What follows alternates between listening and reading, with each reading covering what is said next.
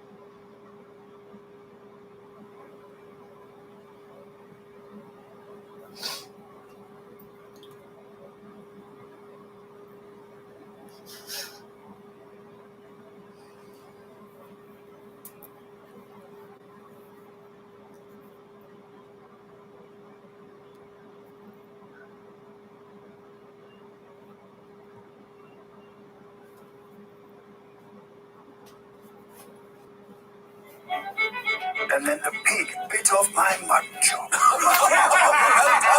Attention, ministers! Today, I will be shuffling your roles. Lyle, you were the Minister of Horses and Buggies. From now on, your new title is Minister of the Sea. But I know not of the sea, sir. I know of horses and buggies. Well, you're going to have to learn. I'm shaking things up around here. Sir, let's not put the cart before the horse. You mean like you do all the time, Lyle? That's why I'm taking you off horses and buggies and putting you on the sea. Even you can't screw up the sea, Lyle. Arr! But I'm the Minister of the Sea. What am I to do? Your new title is Minister of Foreign Affairs. Arr! Foreign. Pirate ships? Sea creatures? No, other countries. Underwater countries? Charles, you're the new Heritage Minister. I'm taking you off the haberdashery. What? What the hats? What about the hats? Well, I'm going to merge hats with blacksmithery. This man is insane. Arr! Sergeant McLeod, you two are switching roles. Sergeant McLeod, you're the new Minister of Health. Sergeant McLeod, you're the new Defense Minister. And I would gladly open fire on the sick to protect my country. Sir, yes, sir. But I'm a doctor! And you're just what the doctor ordered for the military. Now, moving on. Our new Minister of Indigenous Affairs is young Jean Chrétien. I don't think that's a good idea. And the new Finance Minister will be, I don't know, just flip a coin. Forcing people out of comfort zones. This is really going to pay off. And they say drunks don't come up with good ideas. Heritage Minister, make sure you write down this great new idea of mine in the history books. I turned the book into a hat.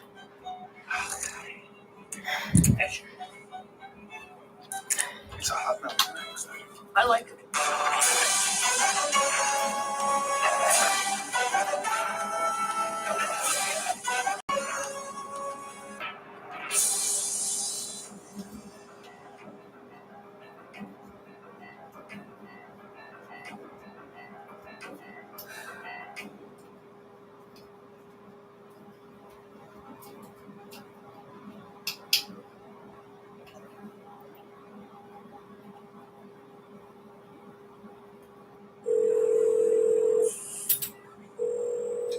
Good afternoon, my name is Sheila. Finally, we've been waiting for over an hour. I'm sorry, I took a long lunch. Well, look, our flight was canceled. We need to rebook to Orlando. No problem. I see a flight leaving at 7 p.m. on Wednesday.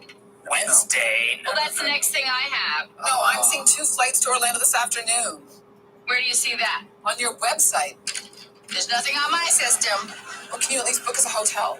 We don't provide lodging and weather-related cancellations. Weather? There was no weather. The pilot was feeling under the weather, so weather-related. Okay, this is bull. Westjet has flights to Orlando for $199. Wow, that is low. Would you see what they have to the Mayan Riviera? The Mayan. Riviera. It's fancy talk for Cancun. All us girls are going in March, and I'm learning Mexicanese. Margarita silver play. You want me to book a flight for you to Cancun? April 3rd, 7 days, window seat. Okay, that's not happening. Let me speak to your manager. Okay, just go. Hello? Yes, the agent I spoke to was very rude. I'm trying to book a flight to Cancun. No, I'm trying to book a flight to Orlando. Oh, I hope this call is being recorded. Well, it's not because I forgot to put a tape in. So there. That's my manager. Oh, good. Great. Okay, someone we can talk to. Yes. Hi, manager. I'm going to need you to look on your phone Right here. and tell me if Westjet has any cheap flights to Daytona.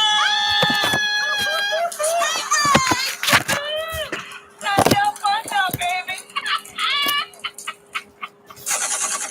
You could go back to work or you could watch more 22-minute clips. You know what to do. Huh?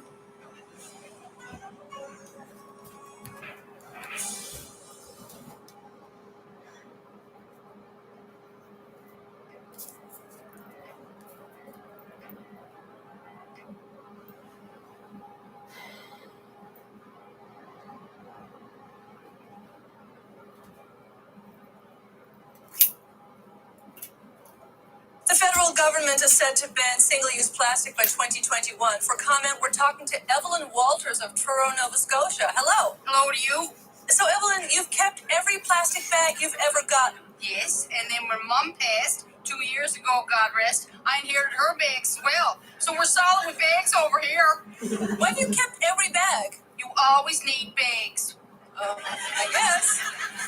How do you feel about the government now set to ban single-use plastics? These aren't single use. I've been using this Dominion bag to carry around my shoes for 15 years. And plastic water bottles. I use these for my look. I made a purse. Oh, that's my husband. Come here, Jimmy. Look, she's interviewing me about our bags. You and those bags drive me crazy. Oh, so you don't like that Evelyn has collected all these bags? No, sir, but there is all of give and take. Yeah, give and take. So Evelyn has her bags. What does she have to tolerate about you?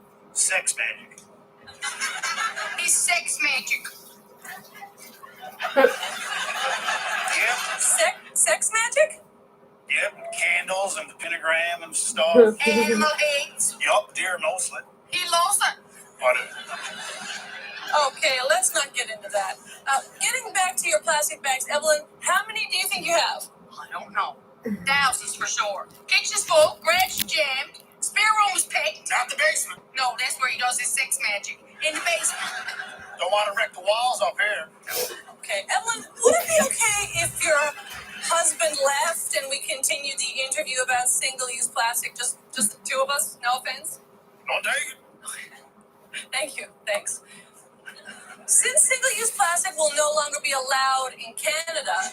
Oh, that's Jimmy gone down the basement. Oh boy.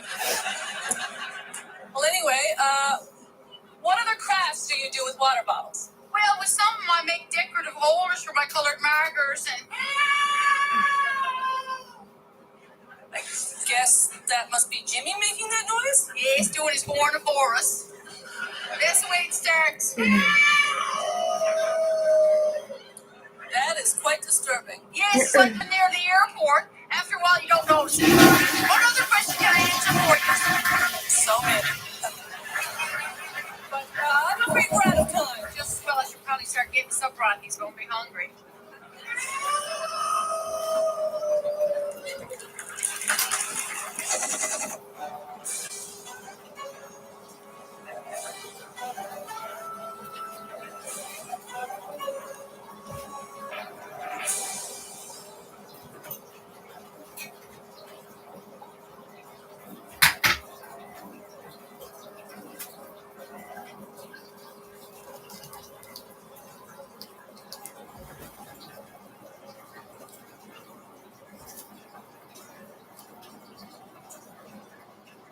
Retail giant Toys R Us is closing all of its 740 U.S. stores.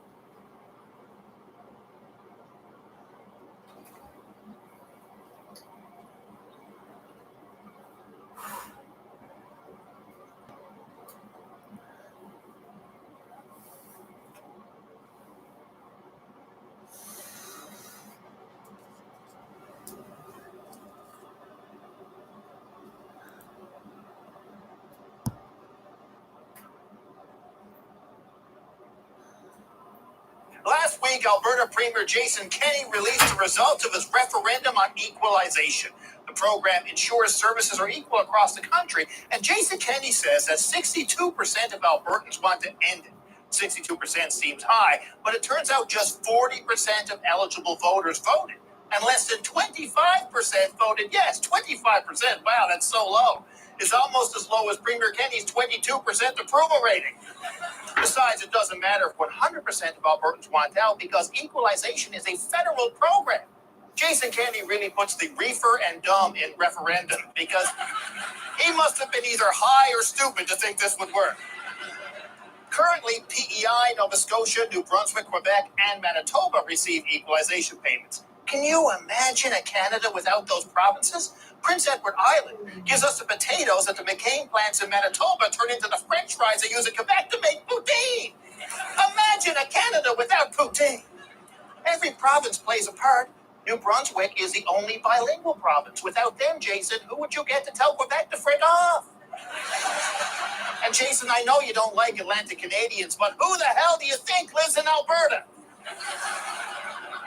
It's not like Alberta doesn't get help. They receive more than their fair share of COVID aid, and when Kenney's poor leadership resulted in a huge COVID spike, Newfoundland and Labrador sent a team of nurses to help ease the burden on the Albertan healthcare system, because helping each other is how Canada works. Look, trust me, Jason, with you in charge, you're going to end equalization just when Alberta starts receiving payments. But maybe Jason is right after all. The equalization formula hasn't been adjusted since 2009, when Jason Kenney was a cabinet minister in Stephen Harper's government. So if Jason Kenney wants to get rid of the person responsible for Alberta's bad deal on equalization, he should do what 78% of Albertans would like to do already and get rid of Jason Kenney.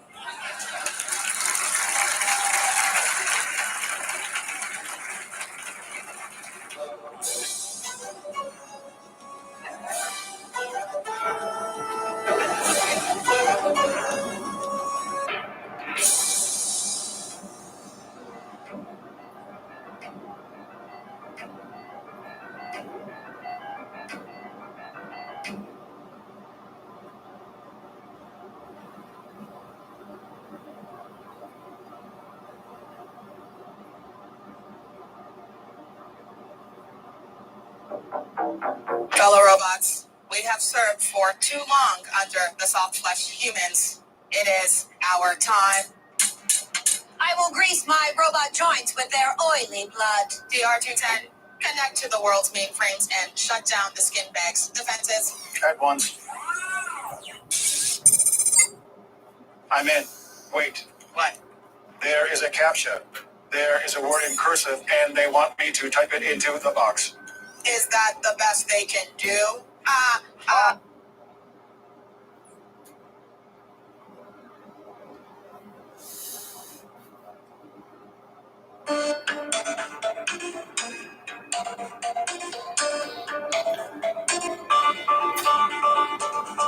Tonight on Nation to Nation, universities and the arts seem to be havens for Indigenous identity fraud.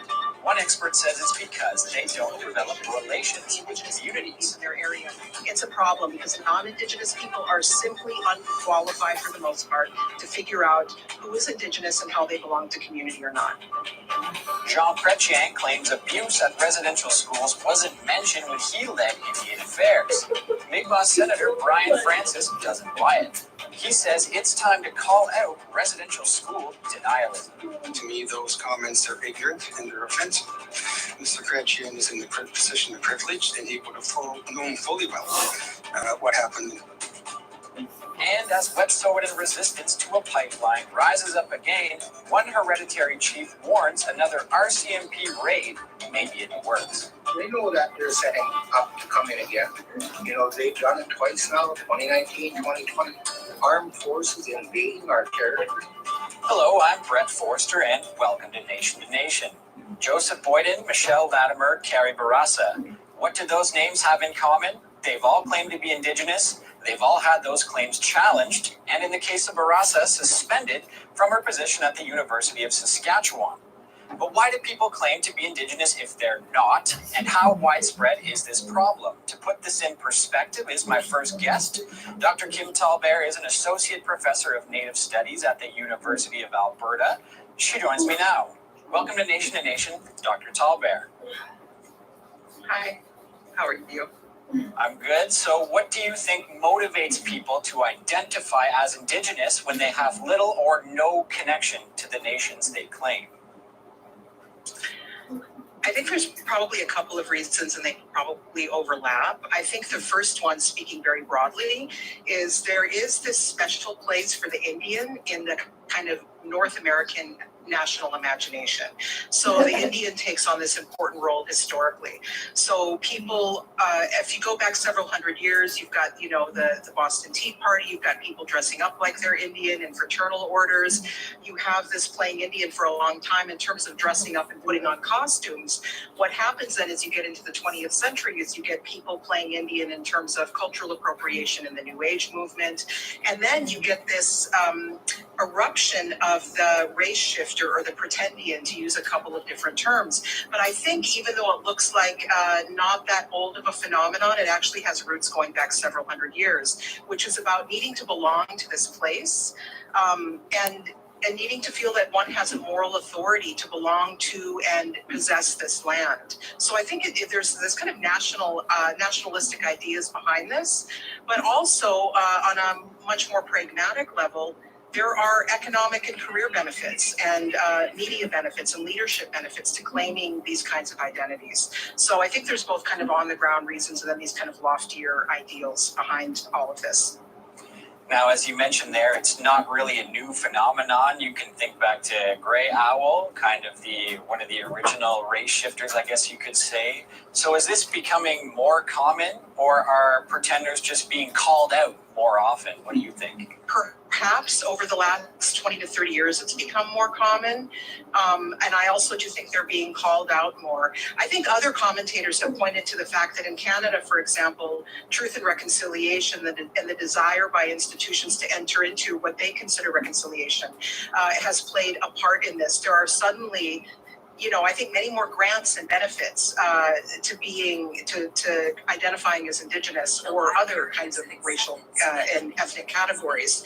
But I also do think there has been a greater willingness to call this out of late. I mean, I've been aware at my age that this has been a problem since the 1980s. This is when it, I think, comes into our consciousness more. And, you know, there's plenty of jokes out there, right, in Indigenous communities about the claiming a great-great-grandmother that was this or that thing, that had high cheekbones, you know, so I feel Native or Indigenous in my soul, I must be Indigenous. So we make fun of that, and we have for decades. But it was always a little bit very uncomfortable to call people out like this, because I think a lot of Indigenous people in community tend to have sympathy for people, and for, especially with the idea that there are a lot of folks out there who want to reconnect, who were scooped or stolen, right?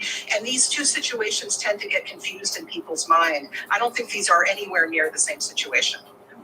On that same note, how does this impact people who may be disconnected from their communities for legitimate reasons? I think that people are because people who have been disconnected, who have been scooped, or who have suffered the ramifications of federal Indian policy, right, that doesn't allow them status, do get very insecure. They experience, I think, a lot of sadness from that disconnection, right?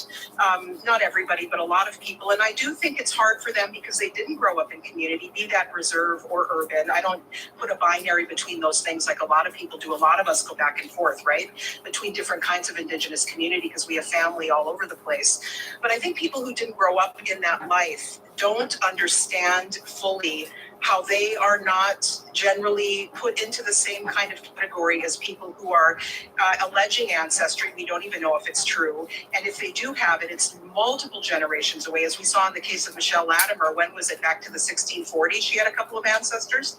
That is not the same thing to go back 17 generations as being a person who has been disconnected through federal Indian policy or other phenomena of colonialism in the last couple of generations.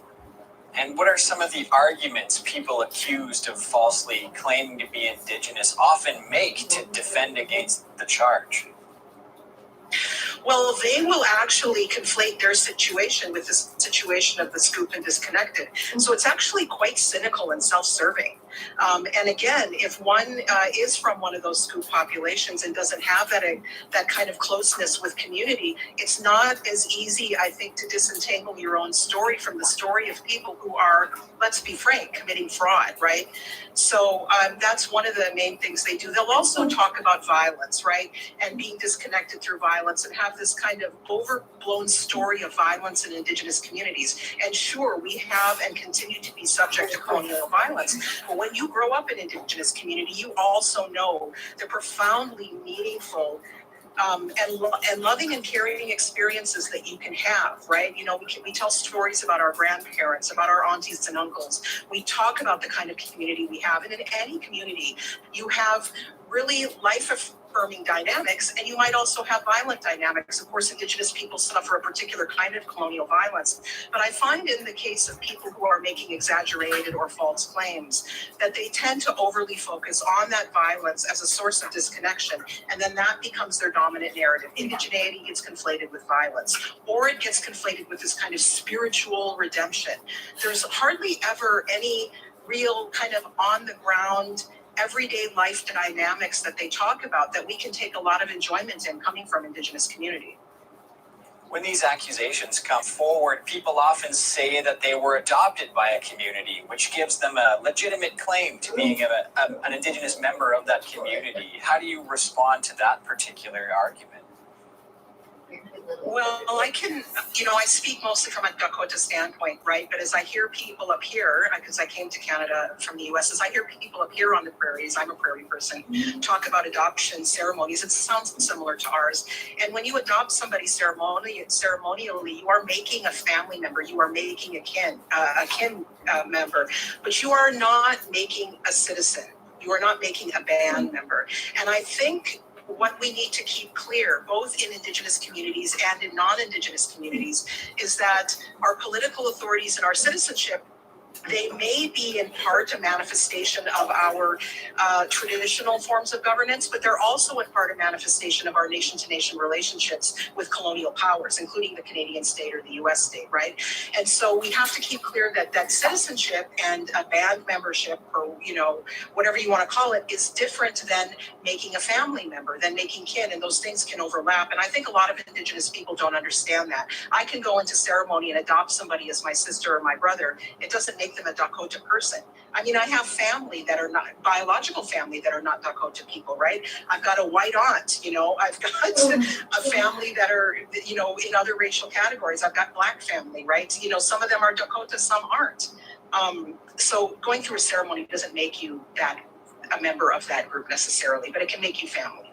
Just finally, academia and the arts seem to be the places where this phenomenon happens most. What could or should the gatekeepers of those institutions do to clamp down? We're really struggling, right? And I think what we need to do is look to our senior people in those fields who actually come from Indigenous community to figure out how to balance Indigenous rules about citizenship, about kinship, and about family with the practical kinds of challenges within these institutions. So how do you vet an Indigenous hire or student in the university?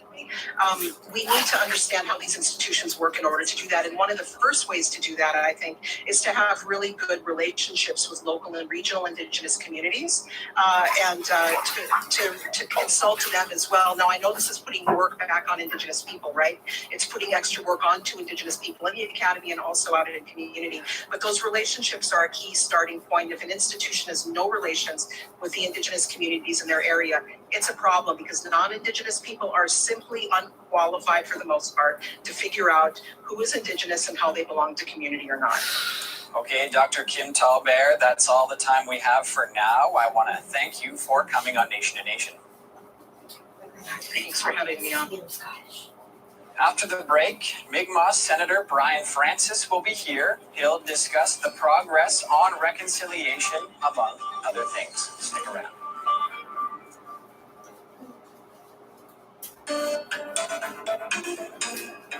Senator Brian Francis helped create the National Day for Truth and Reconciliation when it was fast-tracked through the Senate in June.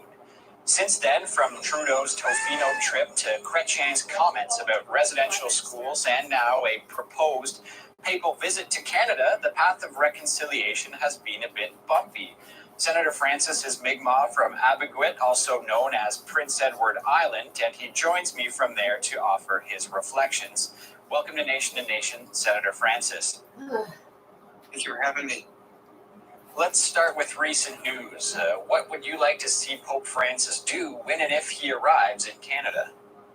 Well, I think, the fact that he is going to apologize is certainly a step forward in the right direction. It saddens me that it took so long for him to actually say that he was coming to Canada to apologize. But I think now that he is, it's time for us to work together in true spirit of meaningful reconciliation and have the Catholic Church atone in the way that it should atone for what it has done to our Indigenous children through the residential school era. Will an apology be enough if that does happen on Canadian soil, or should he come bringing reparations or maybe something else? Well, absolutely. Apology is just words if it's not followed by meaningful action. So reparation is key to it. It all starts from the top down, in my opinion, right down to the congregation. I'm a practicing Catholic, and in my church, I haven't heard very much spoken about the residential school era and atoning for what has happened to our children. And I think now's the time that it has to happen, and it has to happen from the top down in a meaningful way. Last week, former Prime Minister Jean Chrétien told Radio Canada that abuse at residential schools was never mentioned when he led Indian affairs between 1969 and 1974. What was your reaction to those comments? Well, first of all, I was hurt as an Indigenous person because to me those comments are ignorant and they're offensive. Mr. Chrétien is in the position of privilege, and he would have known fully well what happened in the residential school, era during that time. And I think it leads to a broader issue of genocide and denialism, where, some people, whether they be in positions of power or not, deny or underscore what really happened in the residential school era. And all they really have to do is go to our First Nations communities, anyone in Canada, and see the awful effects of the residential school era, and see that intergenerational trauma is alive and well, and so on. So for those comments to be made, I think they're just, they're ignorant. His government did actually apologize for residential schools in 1998, but even then it was considered to be not exactly full-throated. He administered a lot of other harmful policies, so how are Indigenous people supposed to reconcile with that sort of thing? Mm-hmm. Well, I think it's important for all of us to counter what's been said by whoever. And it's important for all of us as Canadians to get the full story, to understand what really happened. I mean, the facts are there when it comes to Jean Chrétien. That he should have known the facts are there. And I think it's important for us to confront, as Canadians, these types of comments, and because they have no place in our country, and it's now time to do it. You sponsored Bill C-5, which created the new federal holiday for reconciliation when it reached the Senate in the spring. What was your reaction when the Prime Minister skipped out on the first one? Well, life is about choices, right? And it wasn't a very good choice for the Prime Minister to make. We all know that it was a day of solemn thought, thinking about the residential school survivors, almost like a remembrance day, a day of reflection. It wasn't a day to go to a golf course or to a resort, in my opinion. I think it was just a poor choice. We're all human, and, that happens. You spoke out when Mi'kmaq lobster harvesters were under attack last year for exercising their treaty rights. What should the government do on that file moving forward? Well, I think, the government should really visit that file immediately. There's now a new minister. I'm hopeful that the new minister will take a different approach than the previous minister. And it's about acknowledging our rights and implementing our rights in the way that they should be done. We had a Supreme Court decision that was rendered years ago that wasn't implemented properly, in my opinion. We have to get on with it and do it in the right way, or there'll be further violence on the water if it's not done the right way.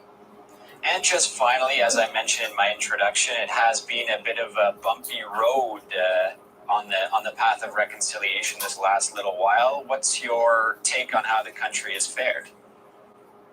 I think we're starting to make a turn in terms of reconciliation. I always say it's a marathon, not a sprint. There are going to be bumps in the road. There's going to have to be some difficult conversations, but we all have to be brave. We all have to really look at this in a true and meaningful way and move forward with concrete actions. Words are one thing, but we have to move forward with concrete actions in terms of, having our Indigenous people have their rightful place in Canada with all Canadians. Okay, Senator Brian Francis, we'll have to leave it there for now. I want to thank you for joining me on Nation to Nation. Thank you for having me. It's a pleasure. We have to take a short break, but when we return, I'll be joined by Wet'suwet'en Hereditary Chief Namox for an update on the Coastal GasLink pipeline standoff.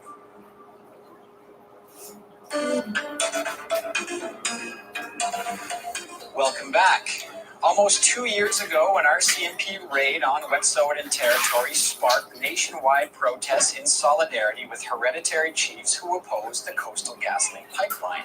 The pipeline would carry fracked gas through their unceded land to a processing facility on the British Columbia coast, and the chiefs still oppose it. They mounted new blockades last month, which the Mounties responded to with more arrests. My next guest is Namox John Ritzdale. He is the hereditary chief of the Wet'suwet'en Sayu, or Beaver Clan. Welcome to Nation. Thank you for calling me. Protests subsided last year after the chiefs, Canada, and BC signed an MOU on land rights and title. How much progress has been made? Actually, with the pandemic that's happened worldwide, it has actually slowed down quite a bit. But I put it as strategy too, because I think that was their intent. You have to realize we talked about it in February, then we did sign off in May of 2020. But the progress on it, we had to separate our rights and title from the Coastal GasLink project itself, because they were going to focus on that project, which we adamantly opposed, because it is our jurisdiction. We have rights and title. From Delgamuukw to Stay court case of 1997, we've never ever given that up. But we had to separate our rights and title from that so we could stay focused. And yet, that project itself continued. And so what led to this latest round of direct action and new blockade? And our Premier, John Horgan, he supports this project. You got to remember, Prime Minister Trudeau bought the pipeline, right? So we know exactly where they come from.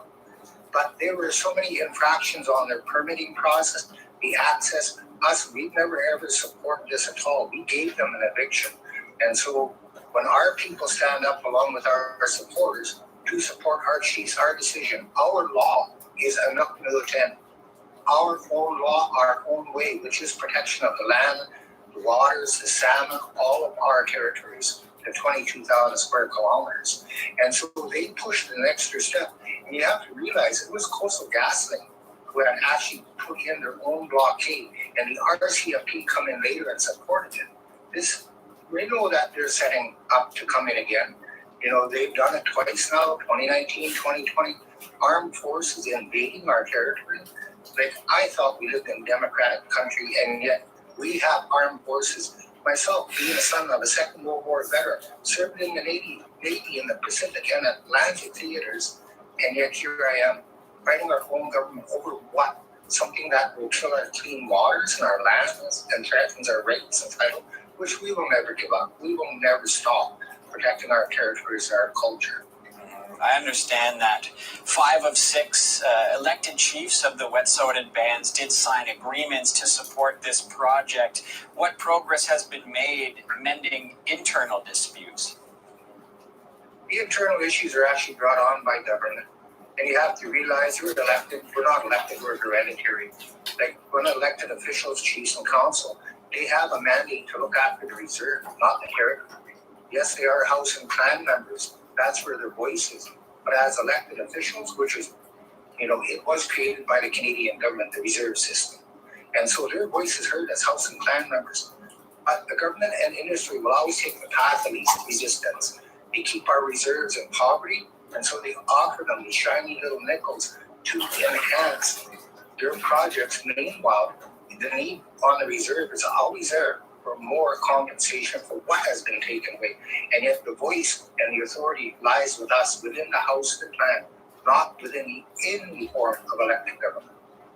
As a rule, and you kind of hinted at this earlier, the feds generally don't negotiate while blockades are up. Are you concerned that ongoing resistance to the pipeline may endanger the talks?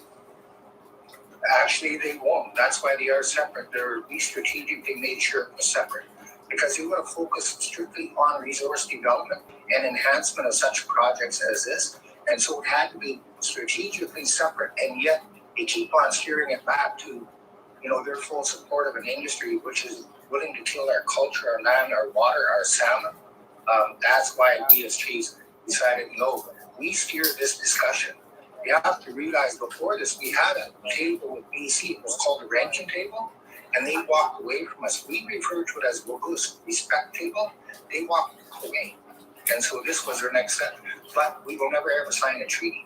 Okay, one more question. The Mounties put out a press release last week saying they will be, quote unquote, proactively patrolling the forestry roads on your territory from now on. What do you make of that, and what happens next? They've been doing that for the last number of years, and it's all in support of this industry, this proposed project. We say proposed because we've never ever supported it, and we never will. But they have always been doing that harassment that they've done for our people and our supporters.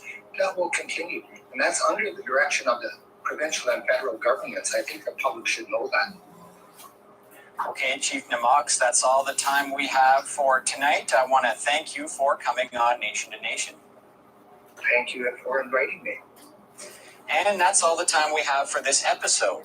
As always, if you missed any part of tonight's show, you can find us online. Go to aptnnews.ca/Nation to Nation. I'm Brett Forster, and thanks for watching.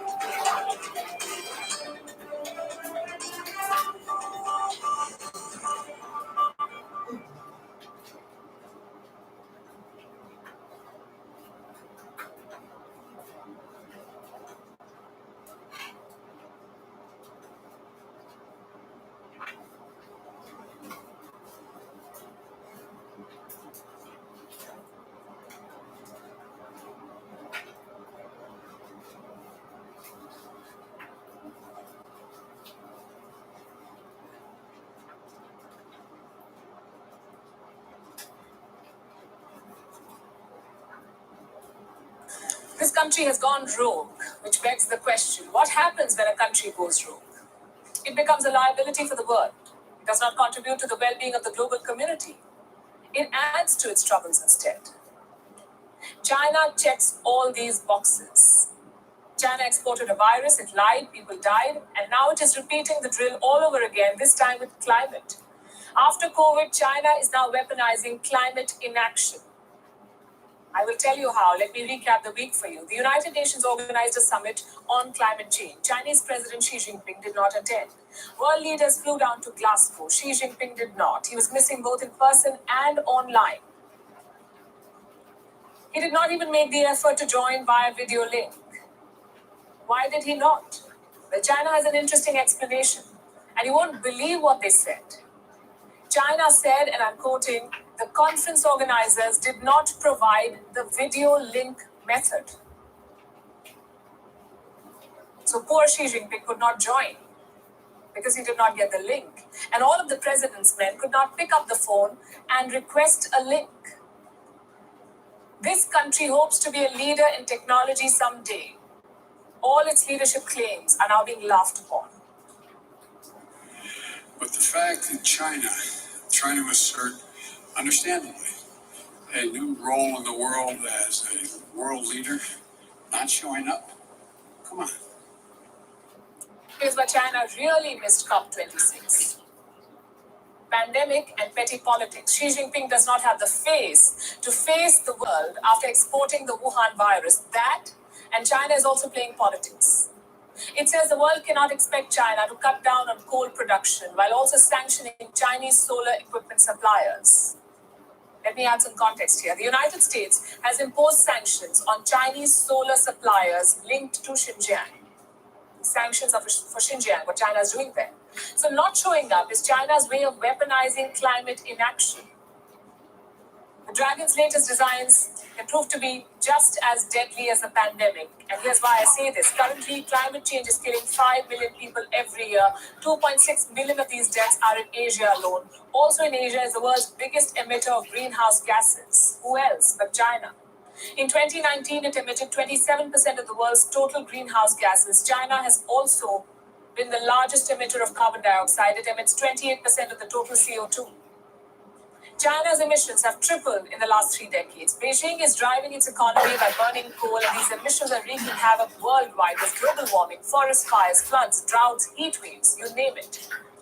China, of all the countries, should have been there at Glasgow to address these problems, to discuss them at the very least. Beijing should have reviewed its policies, made amends and some honest promises. Instead, it chose to issue statements like this one. What we need in order to deal with climate change is concrete action rather than empty words. China's actions in response to climate change are real. We don't know about climate action, but China's moves in another department are real and dangerous. Beijing is in the middle of an unprecedented nuclear buildup. How do we know this? Because of satellite images. Look at this one. What you see is a missile silo field. In other words, it's a missile launch facility. Is China planning to launch a missile soon? It surely seems to be building up to a future launch. This facility was first spotted in June 2021. Look at the progress it has made since. The space was cleared on the 15th of August. And on the same day the initial construction was done, an air dome was laid, inflated and completed. All of this happened in just 1 day. Now you understand why this buildup is being called unprecedented. As we speak, there is construction going on underneath this air dome. And this is all happening in Ordos, which is in north-central China. Similar constructions have also been spotted in Yumen, Jilantai, and Hami. What exactly is happening in all of these places? The Federation of American Scientists says it's a top secret and highly sensitive construction program. Their words. Reports say these silos are intended for missiles. There are at least 300 such silos under construction in China. 300. All of this is part of the PLA's modernization program. What's interesting is that Beijing has neither confirmed nor denied any of these reports. And that's how a rogue nation works. In the shadows, under air domes. The Federation of American Scientists also notes that such extensive silo construction has not been seen since the Cold War. China's conduct is hinting at nothing less than the start of another Cold War. It is exporting a virus, trying to profit from a global crisis, pulling off a no-show at critical events. This, like I said, is a country gone rogue. YOUD is now available in your country. Download the app now and get all the news on the move.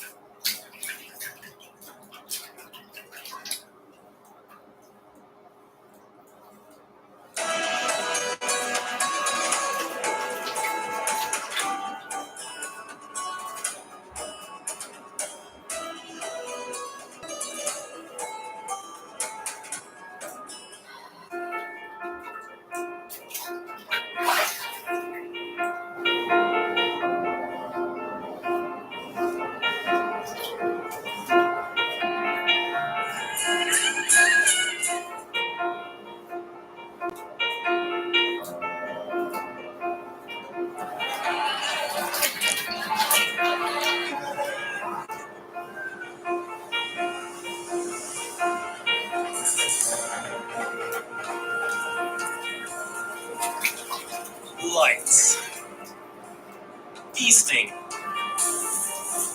and festivities. Diwali, the festival that represents the victory of good over evil, is celebrated by millions, not only in India, but across the globe.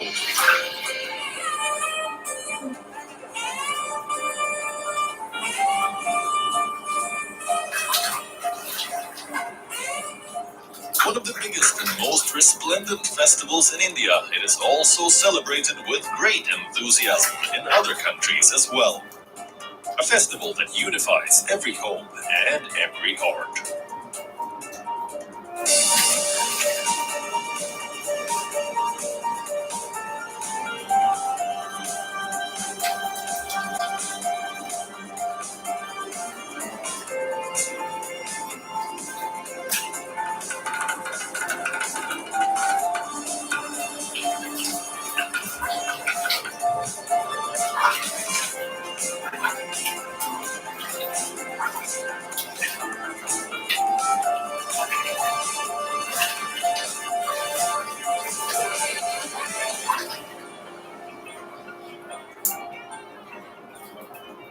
Just the numbers in India of people celebrating Diwali are astounding. And then you add the numbers in the diaspora, and as well as the members of the diaspora using Diwali as a platform to educate others in their home countries about Hindu culture and traditions and teachings. It absolutely has become a global phenomenon.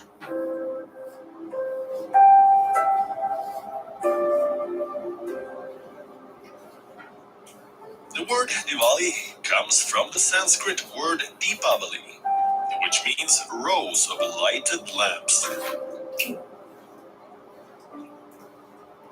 In northern India, the festival finds its origins in the Hindu epic Ramayana.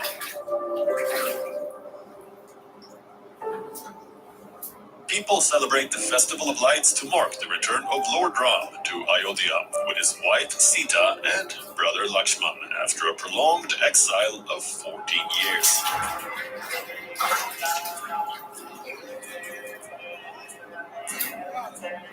The most widespread custom is the lighting of small earthenware lamps filled with oil on the night of the new moon to invite the presence of Lakshmi, the goddess of wealth.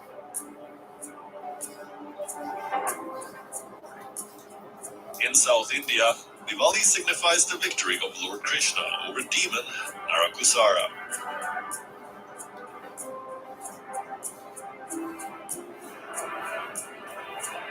There are many stories around what exactly Diwali commemorates and why it is celebrated. When we talk about the Ramayana in particular, we think of actually one particular version of the Ramayana.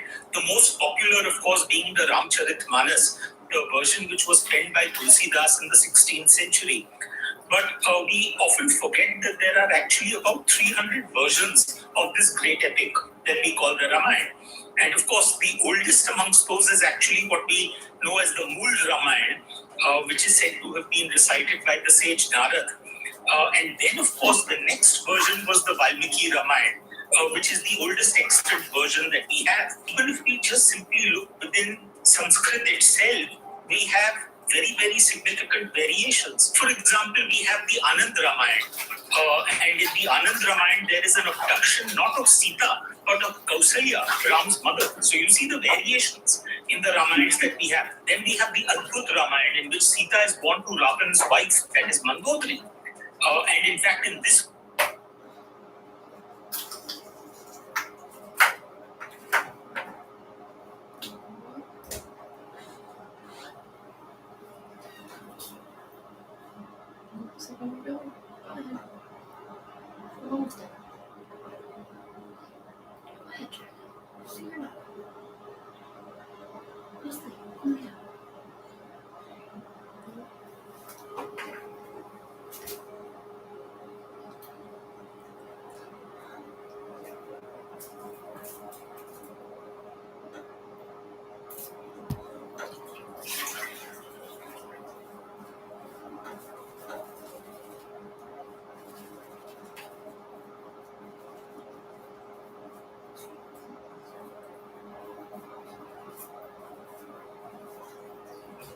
every occasion to fight it, climate change is important. And we're an island, and we have so little green space remaining. So Grand Parc de l'Ouest would be my biggest accomplishment. I'm so proud of that. And I think it combines everything that I believe in.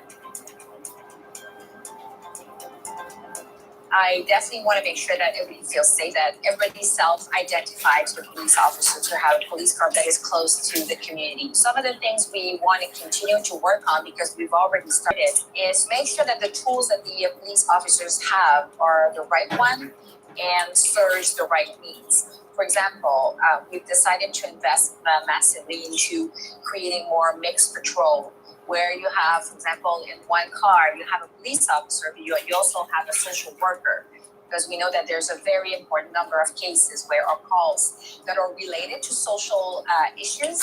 We know that there's an increase of gun violence, and this is why we put together a squad dealing specifically with the number of guns that are circulating on our territory. Another tool that I want to bring quite fast is the body cam. It would be one of the ways, I don't think it's the only way, but to bring more transparency.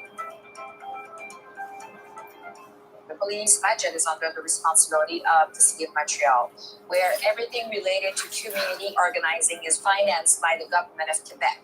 So that is very important to keep that in mind.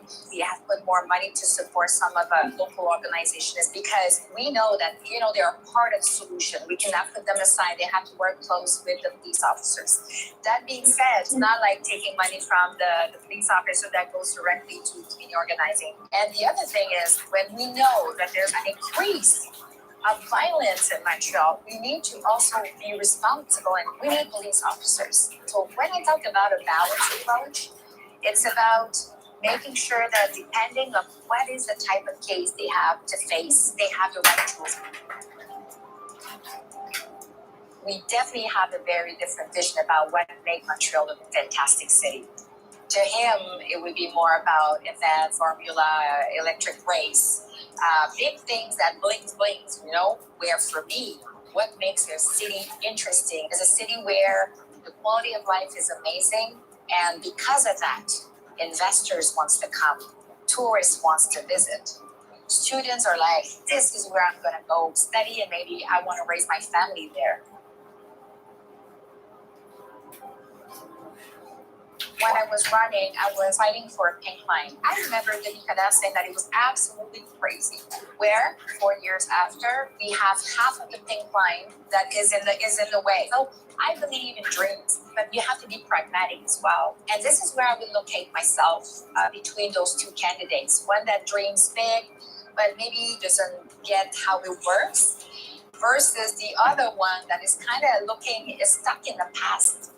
He's stuck in the past. Yeah, let's put it this way. So I like to think that not only do we have the vision and we dream big, but we're able to pull it off.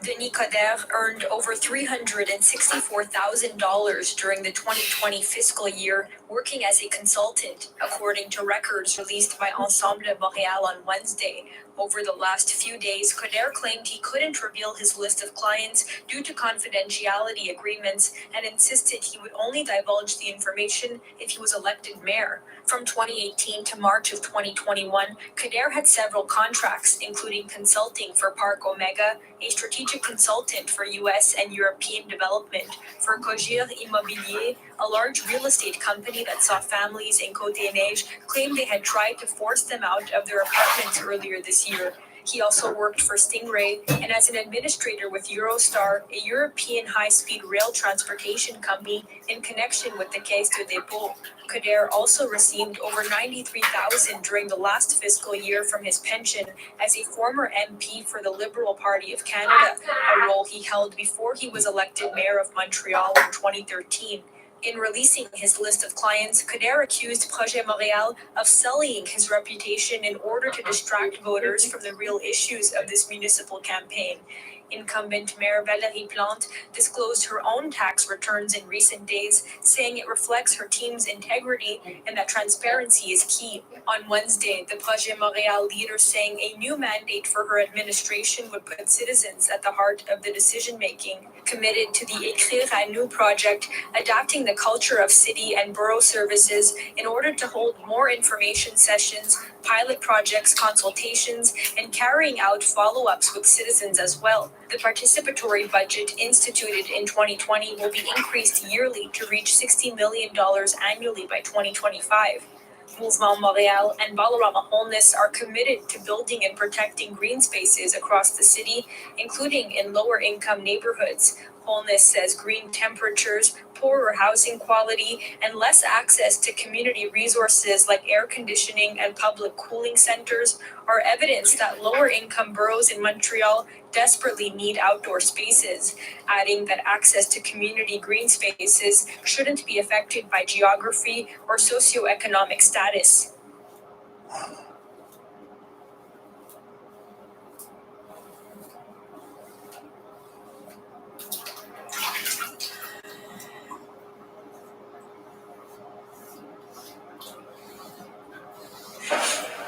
With the presidents and prime ministers gone, the bankers took over at the Glasgow summit, pledging to lead a low-emission global transformation. Right here, right now, is where we draw the line. Right here, right now, is where finance draws the line. Private finance draws the line. The agreement brokered by Mark Carney, Canada's former central banker, taps into a potential $130 trillion in financial assets, a lot of zeros, from 450 institutions, including Canada's big five banks. This is the issue now. In an interview, Carney said rather than telling investors where to make specific investments, this is about transparency and accountability. What's going to happen for RBC, JP Morgan, investors, BlackRock, investors around the world, is they're going to publish every year, these are the emissions of my clients, and this is my plan to get them down. Can I ask you about Mark Carney's statement today about the global finance deal? We caught up with U.S. climate czar John Kerry, who suggested the explicit support of the financial sector has been a missing ingredient. We're very excited about it. I'm extraordinarily excited. But it's super important. It's the only way we get where we need to go. The target, which you see everywhere here, is to hold global warming to 1.5 degrees, meaning the world is now racing to find green tech that can lower emissions now to hit net zero, not in decades to come. A point underscored by the rep from tiny Antigua and Barbuda. And we, in the small islands, need you. Your failure to work with us would have been a failure for mankind. We thank you. What do we want? But activists who protested outside on the streets and inside right beside the main hall said there's nothing here stopping those financiers from continuing to bankroll dirty projects. Yes to new money, but what about the old money that's going into fossil fuel projects today? And there are other gaps. No banks from big emitters China or Russia signed up, and it's unclear how available all of that private capital will be to least developed countries who arguably need it the most. Chris Brown, CBC News, Glasgow.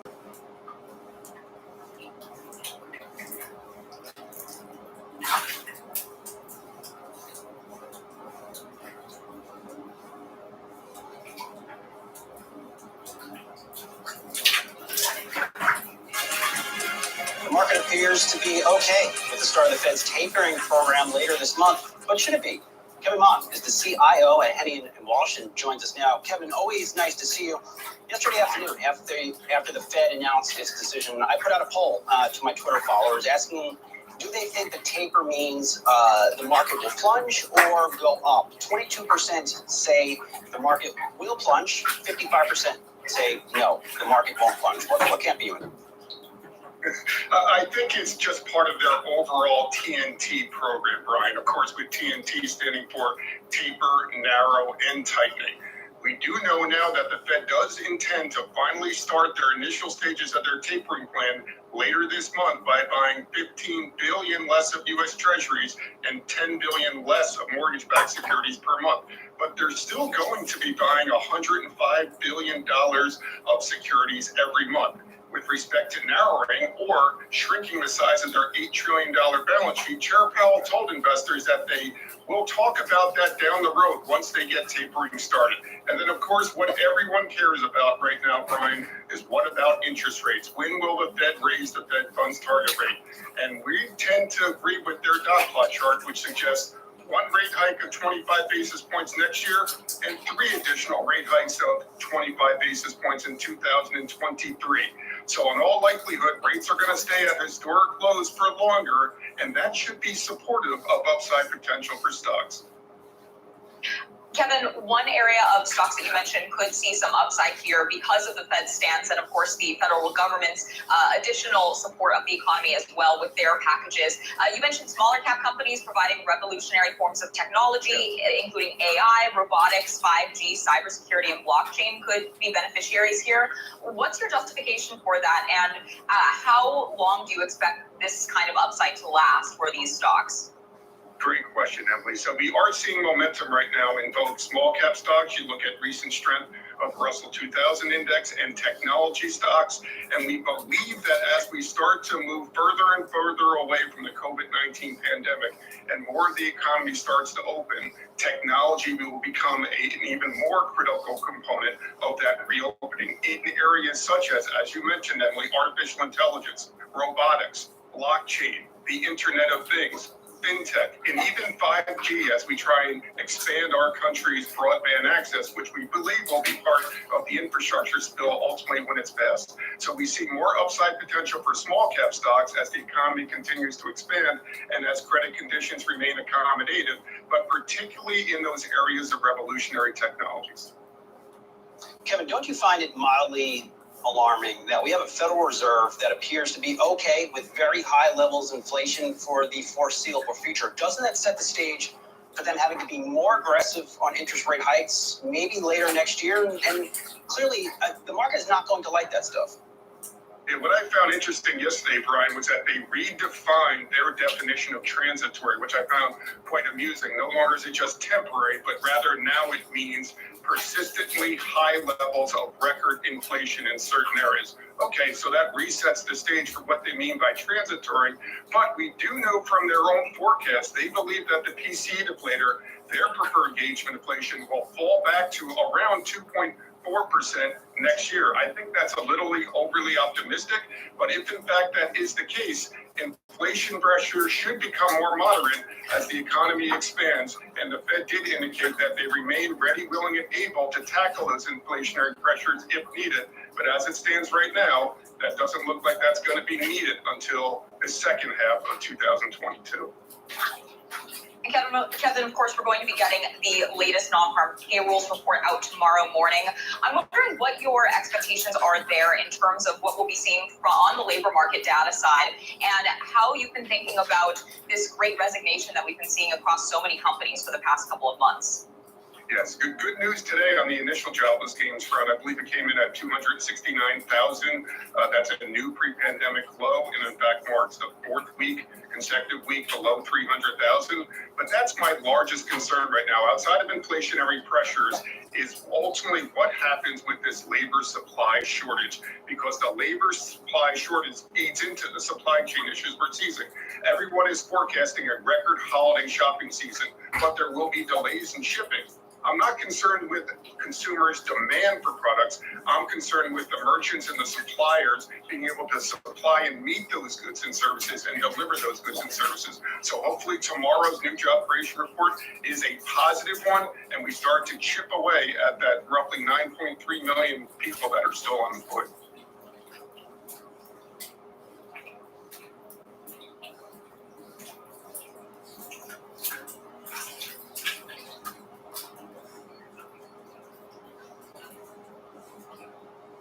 This is now a preventable disease, particularly severe illness hospitalizations. BC's latest COVID-19 update tells the tale of two choices: to vaccinate or not be vaccinated. Look at this chart. Unvaccinated on the left, vaccinated on the right. The green line showing cases spiking in those who are unvaccinated. The blue line, hospitalizations nearly flat in those with vaccines. The difference is stark. 50 times more likely to be in hospital if you're unvaccinated. 50 times. The 10% in BC that remain unvaccinated, shown in gray here, making up 72% of people in hospital. They're also 46 times more likely to die.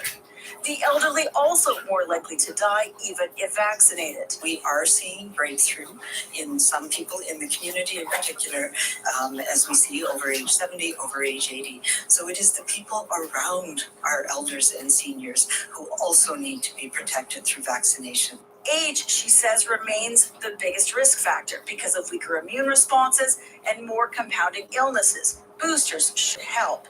While cases and transmission rates are coming down as vaccinations are inching up, we are far, she says, from taking our foot off the gas. The strain of the virus that's circulating right now is that much more transmissible and is causing more severe illness in younger people and in people who aren't vaccinated. But some great news for the youngest vaccinated so far. Since 12 to 17-year-olds started getting their shots, none in that age group has been hospitalized.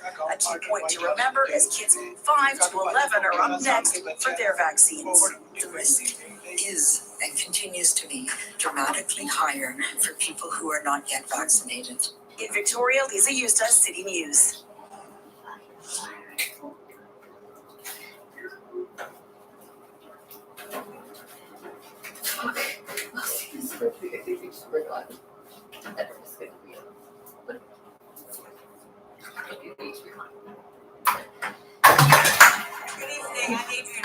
And I'm energetic tonight after years of demands from victims. The new defense minister says yes. This is a really important step toward proper accountability. Why military sexual misconduct cases are moving under civilian control.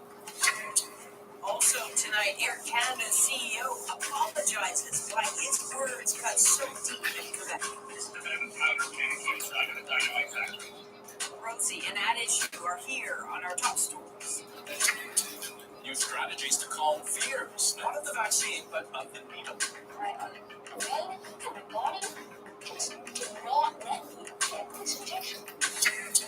And Canada's soccer superstar and his adoring hometown. Edmonton gets pumped for the return of Alfonso Davies. This is the next one. Canada's new Minister of National Defence has made her first big move to address the sexual misconduct crisis in the Canadian Armed Forces. That crisis has rocked the military over the last few months, hitting several senior leaders and shaking confidence in the military's ability to investigate itself. And now that practice is changing with an announcement that sexual misconduct cases from within the military will now move outside it to the civilian justice system. It's a big move, but not a new idea. As Ashley Brooks shows us, it's something many have been calling for a long time. Honorable Indira Anita Anand, Minister of National Defense. She's been defense minister for just over a week, but today Anita Anand followed through on a long-standing demand. It is extremely important that the survivors of sexual misconduct in the military have recourse to the civilian legal system. Anand said the government will act on a recommendation by former Supreme Court Justice Louise Arbour. Transfer military sexual misconduct cases to civilian police to investigate and courts to prosecute. It's fantastic. I think it's something that victims have been asking for a long time. There's always been concern that the military can't investigate itself, particularly when it comes to senior leaders. Skepticism that Arbour cites as justification for this move. She's reviewing the military sexual misconduct crisis. 7 senior leaders have been placed under military police investigation this year, including Admiral Art MacDonald, who's on leave as Chief of Defense Staff and denies wrongdoing. Arbour wrote immediate remedial actions are necessary to start restoring trust in the CAF. Her request based on a landmark report by another former Supreme Court Justice earlier this year. The fact that the minister has shown an intention to act positively and with urgency on urgent recommendations is comforting. I was terrified The move could have an impact on cases like Stephanie Vio's. The retired Canadian Forces member went public in March, alleging she was raped by Vice Admiral Hayden Edmondson aboard a Navy ship in 1991. He denies the allegation. Vio's lawyer recently found out her case is now with civilian prosecutors to determine if criminal charges will be laid. This is a really important step for proper accountability and ensuring that other cases in future aren't swept away or hidden away. Okay, so Ashley, how soon could other cases now be moved over? Well, Andrew, there's no timeline yet. Onan said that consultations are already underway, and they first have to come up with a process to transfer these cases over to civilians. As of right now, this is all an interim measure until military police put in place more rights for complainants. But if Justice Arbour later determines it should be a permanent move, Onan said that she'll act on that. Okay, Ashley Burke, thank you. Thank you. Canadian Olympic sprinter Andre de Grasse's coach is facing allegations of sexual misconduct tonight. Raina Ryder's lawyer confirms the U.S. Center for Safe Sport has launched an investigation, but adds Ryder hasn't received any evidence about the claims. Ryder helped coach de Grasse to his 3 Tokyo 2020 medals and has also coached other international track athletes, including de Grasse's partner, a hurdles world champion. De Grasse's management agency told CBC Sports it has no comment. The CEO of Air Canada has apologized after comments he made about his lack of French language skills. As Alison Northcott explains, it comes just as a debate heats up in the province over the French language law. Air Canada CEO Michael Rousseau has lived in Montreal for 14 years. When a francophone reporter asked him how that's possible while speaking so little French, Rousseau couldn't understand the question. Can you redo that in English? The exchange came after the CEO delivered a speech to the Montreal Chamber of Commerce almost entirely in English. He told reporters he's too busy to learn French. I've been able to live in Montreal without speaking French. And I think that's a testament to the city of Montreal. That's an insult for all the Quebecers because the official language here is French. At Quebec's National Assembly, politicians were unanimous. Some people are nostalgic of an era when all the big boss were Anglophone and were only talk English. I'm not buying his excuse. I'm a CEO, multi-millionaire, and I don't have time to learn French. It comes during a debate in Quebec around a bill to strengthen the French language law, and it fears French is on the decline. It's a bit of a powder keg inside of a dynamite factory. Mitch Garber is an Anglophone business executive based in Montreal. I'm hoping to be able to lower the plane a little bit because most Anglo-Quebecers who have chosen to stay and live in Quebec don't feel that they don't need to learn or speak French. Are there many Anglophones who don't want to learn French? I don't see. I think the CEO of Air Canada is more the exception than the rule. Instead of being stubborn, they should think of our language.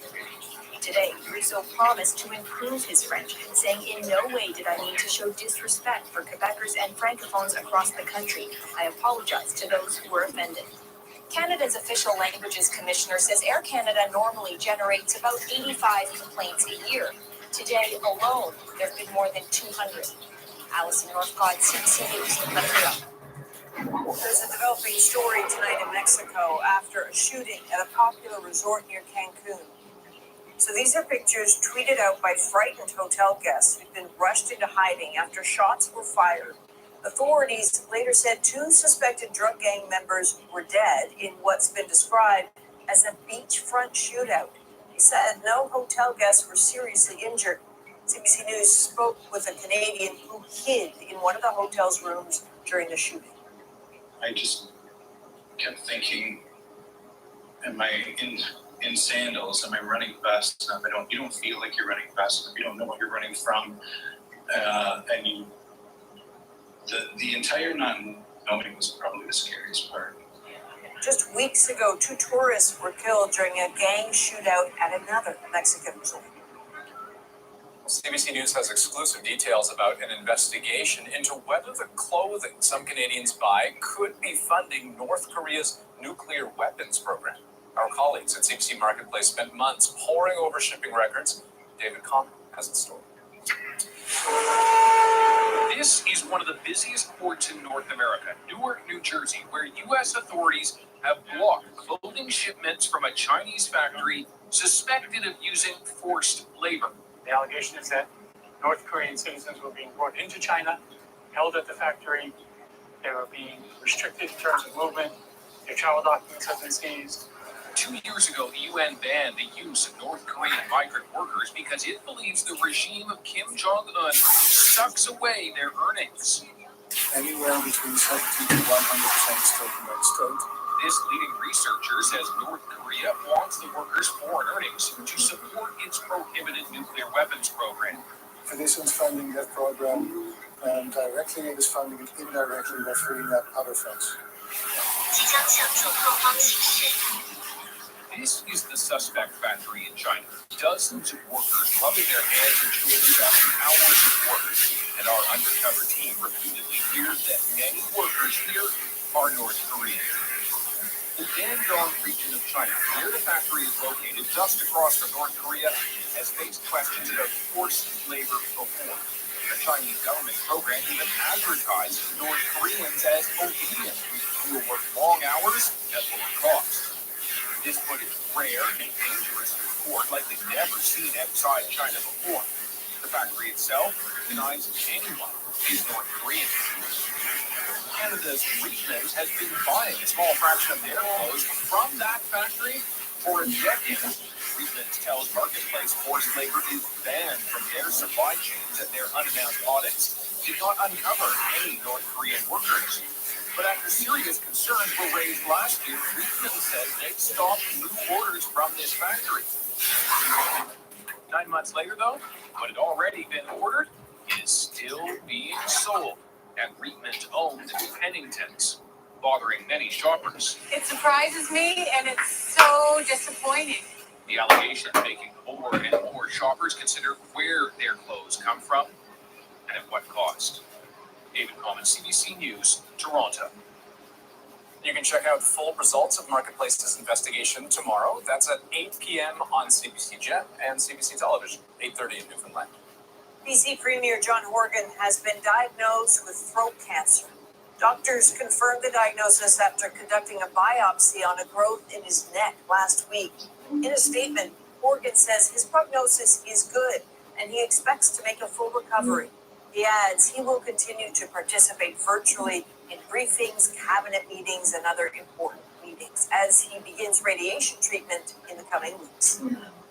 Well, the UK is now the world's first country to greenlight use of molnupiravir. It's a COVID treatment jointly developed by U.S. pharma giants Merck and Ridgeback, and it is the first pill shown to effectively treat COVID-19.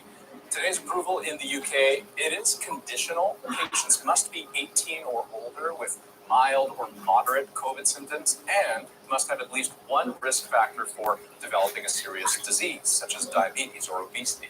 Here in this country, Health Canada is still reviewing the drug.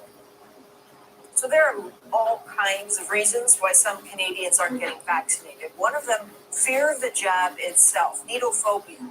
Lindsay Duncombe explains the strategies being used to help them get protected. It's more than just a little trepidation that keeps Paul Friedlander from getting fully vaccinated. More like terror. My brain and my body just do not let me get this injection. It took 3 visits to different clinics before the 12-year-old got his first dose of the COVID-19 vaccine, thanks to a nurse named Rosa Kay. She spent over an hour, I would say, with Paul, talking him through it, having creative approaches. But when it came to the second shot, Paul just ran away. And it wasn't a success, which was bad. Experts estimate that about a quarter of Canadians are scared of needles to some degree, but about 4% have a full-fledged phobia, and the number is likely higher in children. If you actually have a fear of needles, that can be the only reason that's preventing you from getting vaccinated. Researchers at the University of Toronto have developed a strategy to reduce fear-related hesitancy, and it's using videos like this to share the message. C is for comfort. Make sure you're comfortable when you get your vaccine. They call it the CARD system, standing for comfort, ask, relax, distract. It's the strategy the Centre for Addiction and Mental Health in Toronto uses at special clinics for needle-phobic patients, adults and children. The cubicles are private, there are toys as distractions, and the staff take extra time. These adaptations are fairly simple strategies, and I do think that a lot more effort can be made to just have them available in general clinics. That sounds a lot like how the nurse helped Paul get his first shot. His mom is trying to find her for the second dose. No luck yet. So what do you think? Do you think if we found Rosa, do you think maybe we have a chance? Or do you think A big chance. Yeah? He hasn't given up on overcoming his fear. Lindsay Duncombe, CBC News, Vancouver.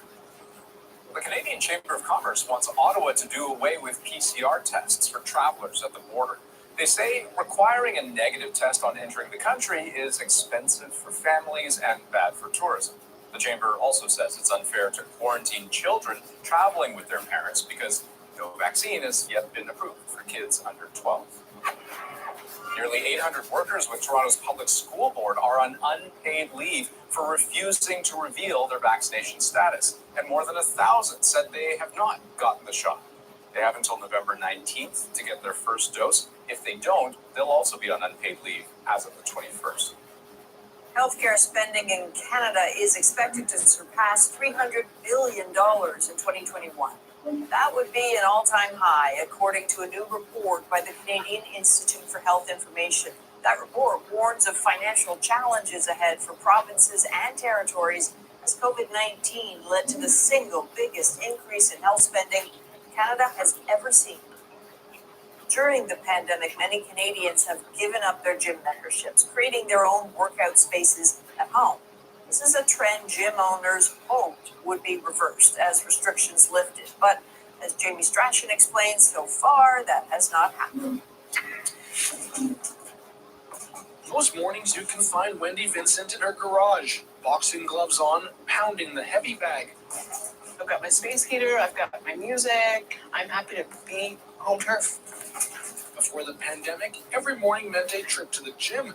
But after months working out at home, Vincent canceled her membership.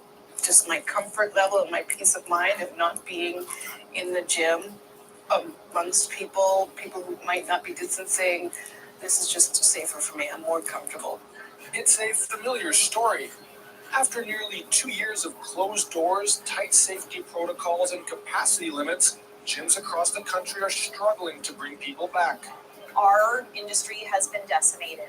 Most clubs have lost 50 to 90% of their membership, and across Canada, over a third of fitness facilities have already permanently closed their doors. Downtown, come on, let's get this workout started.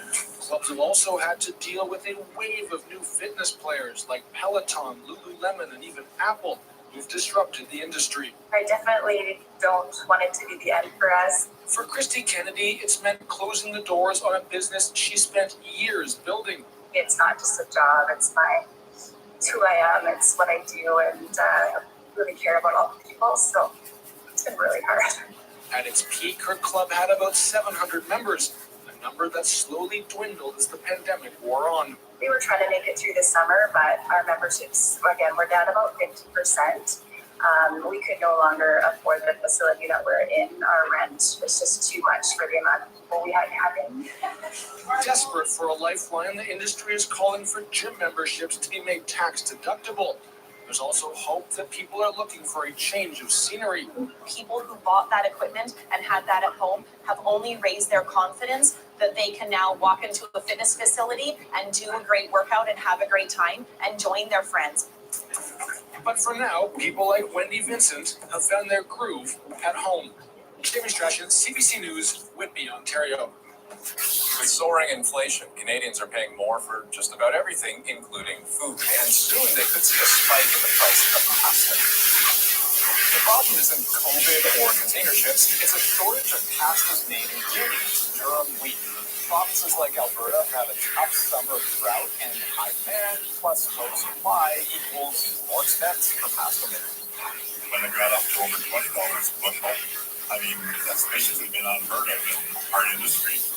And of course, that's going to have a downstream effect. Now, so far, the price crunch hasn't hit the kind of mass-produced pasta you get at the supermarket, but for boutique suppliers and restaurants that make their own pasta fresh, it is a different story. I think we have no choice. That's 20% more. We're going to have to pass on vegetables. More unwelcome news when Canadians are already feeling the effects. Now let's turn to COP26 in Glasgow, Scotland. The host city once rose to economic prominence through the power of coal. Well, today it was the stage for global promises to end coal use, though with some notable absentees. Carolyn Dunn explains. Nothing easy about the message. The days of emissions spewing coal are numbered. I think we can say that the end of coal is in sight. More than 45 countries, including Canada, have pledged to halt investment in coal-powered generation and agreed to wean themselves off coal power entirely by 2030 or 2040, depending on the wealth of the country. Ending emissions from coal power is one of the single most important steps we must take. In his second week into his new job as Canada's Environment Minister, Guilbeault spoke on behalf of the Global Alliance to power past coal. A step that also improves overall public health. Emissions from coal are the single biggest contributor to climate change, so canceling coal is essential to limit warming of the planet to 1.5 degrees. But youth climate activists at COP26 insist the pledge doesn't go far enough or fast enough for their future. Some of the world's most coal-dependent nations, including India, Australia, and the United States, didn't sign the pledge at all. That, say activists, gives China, the world's largest emitter, the political cover it needs to keep increasing its coal use. China has 1,200 plants operating now. They have plans to build 150 more. And if there's a question of what can we do about climate right away, it's to not build any more coal plants. There are calls to cut some slack for countries with emerging economies and for wealthy nations like the US, UK, and Canada to do the lion's share of cutting emissions and funding a greener energy transition. They've been polluting and taking up an unfair share of the global atmosphere with their carbon pollution for over a century, and they have the wealth to show for it. Now, do they have the will to follow through on another ambitious pledge? Carolyn Dunn, CBC News, Calgary. Well, Canadian soccer superstar Alphonso Davies is returning to his hometown to make a run for the World Cup. Coming up, why he thinks Canada has a leg up on the competition. The weather's going to be challenging for us Canadians. Plus, Anita Anand is quickly taking a different approach as defense minister. Will it make a difference? Rosie and the Ad Issue panel are here. And students at a Saskatoon school got a sudden and up-close lesson in Canadian wildlife. Okay, stop. We're back in 2. Alphonso Davies keeps it inside! Goal! Alphonso Davies, are you kidding me? so good. Canadian soccer phenom Alphonso Davies with a brilliant goal in Canada's World Cup qualifier last month. A convincing 4-1 win. So that brought Canada even closer to qualifying for the World Cup. And Davies is a huge reason why. Next up, 2 games in his hometown. Paige Parson looks at the excitement already bubbling. Davies went to 18 yards to pick the pocket of Soccer sensation Alphonso Davies has been wowing the world. Now he's headed home to Edmonton. For me personally, it's like a homecoming game. Brilliant run by Davis. The 21-year-old plays for highly ranked Bayern Munich and is key to the Canada men's team's efforts to qualify for the World Cup for the first time since 1986. Every time I put on my jersey, I fight for this country.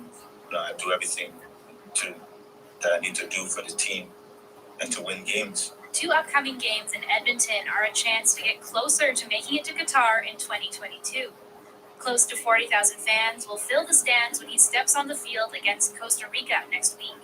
Davies says the Canadians have a secret weapon. The weather Well, it's going to be a challenge, maybe for us Canadians, but for especially the Costa Ricans, the Mexicans. Davies isn't the only one prepared for the weather. We have some hand warmers and go from there. But I think the suffering, it doesn't matter if it's minus 40, it's worth it, right? It's worth it to watch Canada play. Davies has been a longtime ambassador with this youth soccer club. For us, we feel like he's a very, very humble guy. Every time he's in the city, he always comes to the academy. He plays with kids. He brings like jerseys and stuff, balls. They snagged 600 tickets for players, coaches, and their families to watch the Mexico game on November 16th. It'll be their first chance to see their hero on the pitch. And it's something that they can see and almost feel, right? Because it's right in their city. So this is a big motivational tool for everybody. Davies says the trip home will be a reminder of what it was like to be a kid with big dreams. I feel like I'm back on the soccer pitch with the Edmonton Strikers and just having fun with some friends. He can't wait to put on a show for his hometown. Paige Parsons, CBC News, Edmonton. We told you last night that Sidney Crosby tested positive for COVID. Well, tonight, his coach has as well. Mike Sullivan is now off for several days under the NHL's COVID protocol. The Pittsburgh Penguins have been hit pretty hard by the virus since training camp, with Crosby and 7 other players forced under league protocols to stay off the ice. Well, next on the National, Rosie's here with Addition. Andrew, tonight we are going to talk more about one of Anita Anand's first moves as defense minister. We're not sitting around waiting for anything to occur. How she's approaching her new job and what it means for real change inside the military. I'll tell Andrew and Althea will join all of us to talk about that right after.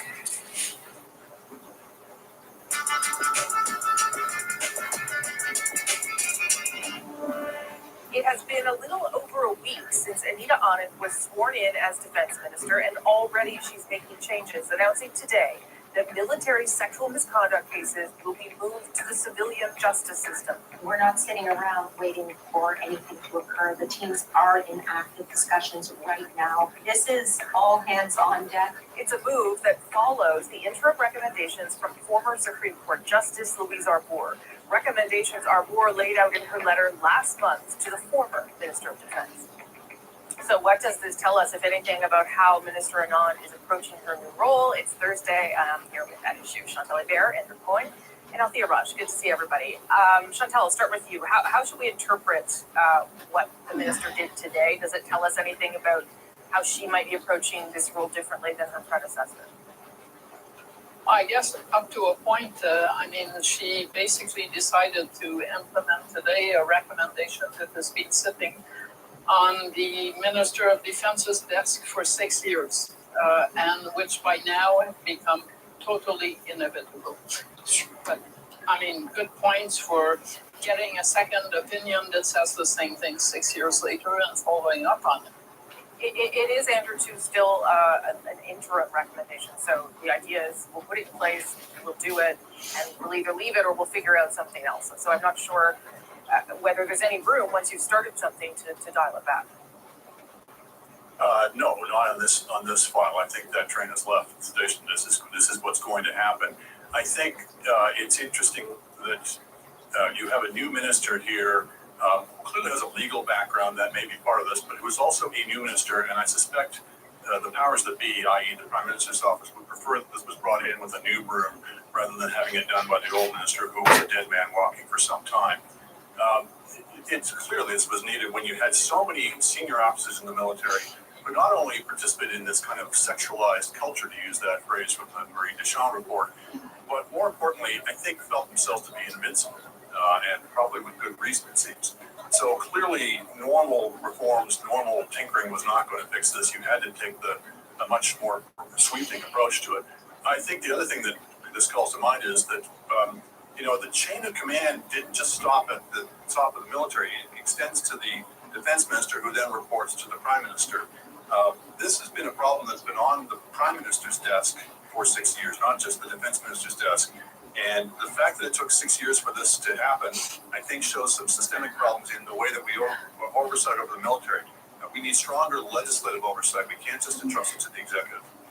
Althea, what did you make of the move? Very quick off the mark for the minister. Well, a few things. The letter was written on October 20th. If the rumors that we were all hearing in Ottawa were true, then one suspects that the defense minister at the time, Harjit Sajjan, knew that he was on his way out. So, cabinet shuffle was just a few days later. It would have been in the government's interest to not have him act on that and to leave that for Anita Anand. So I think strategically, it is not that Anita Anand is suddenly more decisive than Harjit Sajjan. Like, we can't say that. If anything, I would say what this whole episode this week is showing us is actually that Louise Arbour is the woman to watch, because this recommendation, Jacques talked about it in the Deschamps report, but was also in the Justice Fish report. And when Minister Sajjan got that report earlier, on April 30th, when he responded to it, he ignored that recommendation. They worked on several other recommendations, but this one they did not include. And part of her terms of reference for Madame Arbour are that she is to give a report to the minister monthly about what she's doing. In her letter, if you read carefully, she now makes deadlines for the minister. She tells the minister, you must tell me monthly what you are doing on this file. So I think right now it's not so much that it's Anita Anand that we should be watching. Frankly, it's Louise Arbour to be watching. Those are all good points. But tell me what we need 6 years and 3 former Supreme Court justices to point the way to ministers and to the Prime Minister.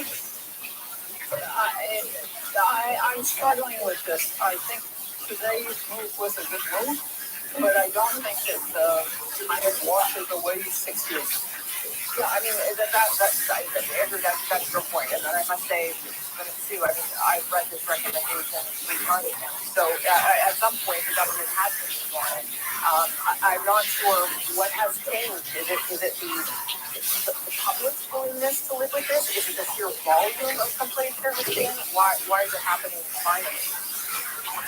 I think that's part of the sheer volume increase the critical mass. There's a reason why militaries have a separate judicial system. There are crimes in the military that don't exist in the civilian power. I understand why there's some reluctance to make it a radical move. But at some point, when it's clear that we have institutional and cultural failings on such a scale, I don't think there's any alternative. I mean, how many times could the government have ignored this claim? Were we just not sort of reaching the inevitable, as I think Jacques said?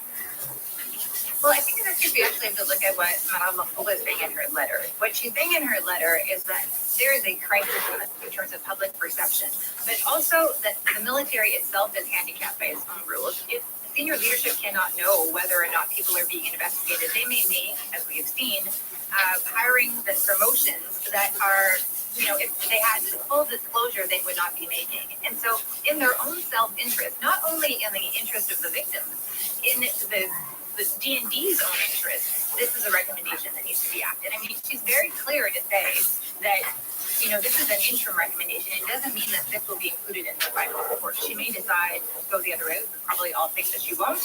But she's decided that in her investigation at this point, no. What would the military take? Oh, sorry, Andrew, go ahead. I just want to say one other lesson, it seems to me, to the extent that the minister was the issue rather than the Prime Minister is, I'm not sure it's a great idea to appoint a military person to the defense minister. There was a lot of oohing and awing at the time of his appointment. But I think one of the problems that seems to have arisen is he was so steeped in that military culture and in all of the mores and lessons and histories there that perhaps was unable to really stand outside of it. Yeah, as we were talking about before, it's 6 years to the day when that first cabinet was appointed with Harjit Sajjan, and the language at the time was very different than it is now. It also, the entire issue of dealing with this was not part of the mandate letter that was given to that defense minister, and notwithstanding the fact that the report sat on the Prime Minister's desk and the Prime Minister was going around talking about parity and women's rights and being a feminist Prime Minister.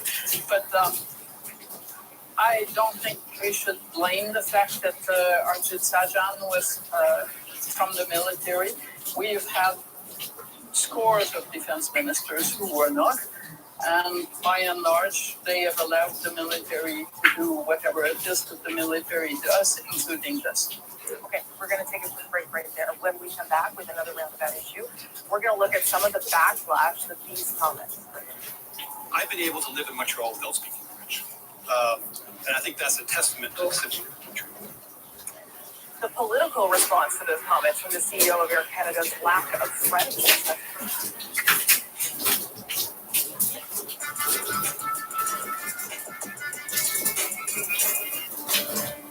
I would love to be able to speak French. A lot of my family has a French background.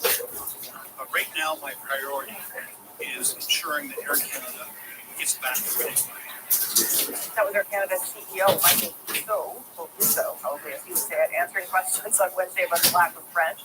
He's since faced significant political backlash, called for him to resign even. Today, he apologized and committed to improving his French. Chantal, Andrew, and I'll be back for another round of this. All right, Chantal, you start us off here.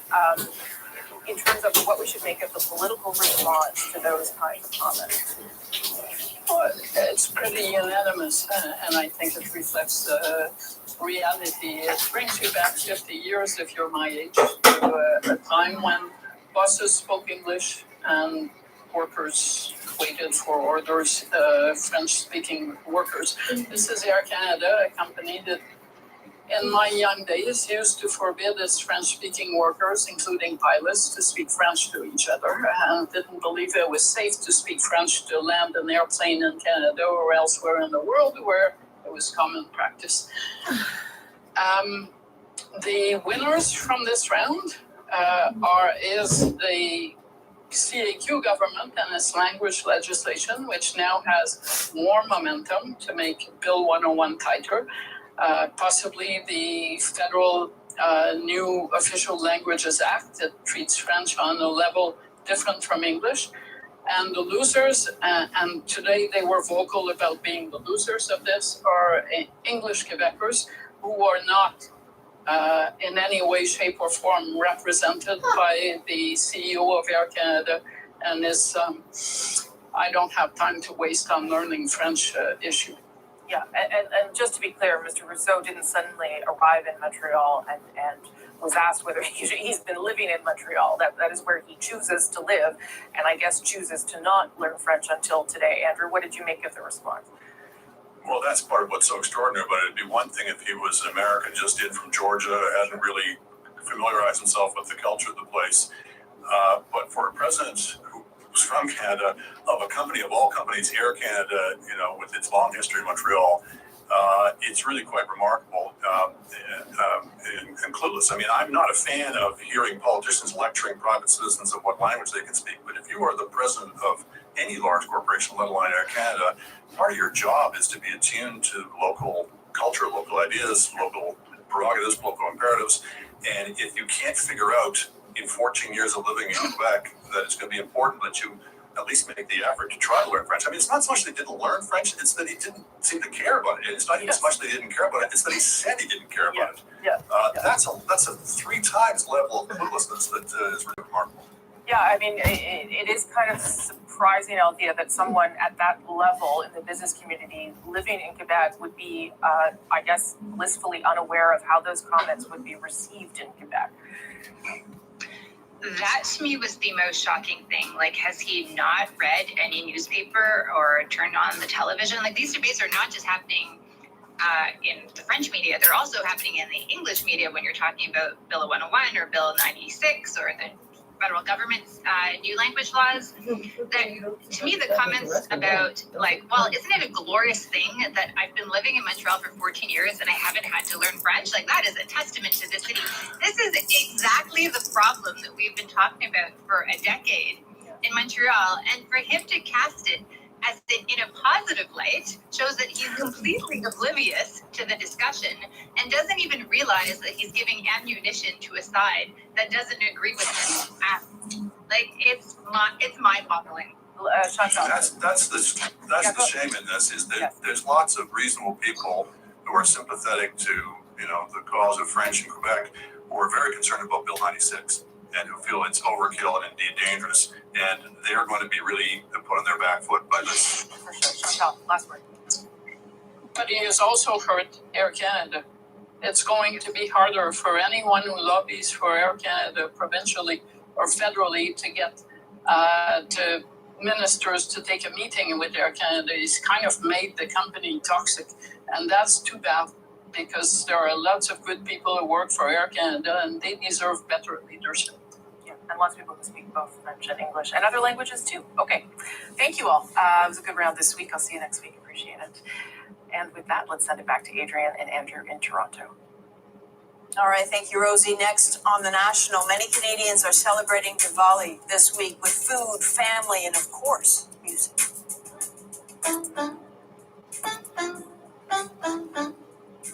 But has the pandemic dimmed the festivities for another year? Plus, learning and search for knowledge can never stop. She knows what she's talking about, and she's got proof. Stay with us.